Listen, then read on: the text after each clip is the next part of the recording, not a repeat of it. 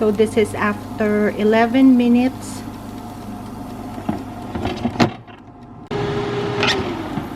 So this is 20 minutes into the air frying. As you can see, I flipped the pork belly on the other side.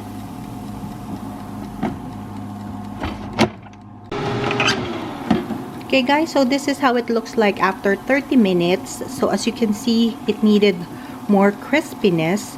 So I'm gonna add about 10 to 15, even up to 20 more minutes of air frying time.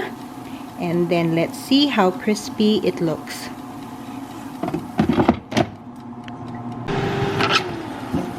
So there you go guys, I added an additional 10 minutes. So in total, it took me about 40 minutes to air fry this pork belly. So remember guys, cooking time may vary depending on the brand of the air fryer or the thickness of the pork or how crispy you want your pork belly or lechon kawali to be.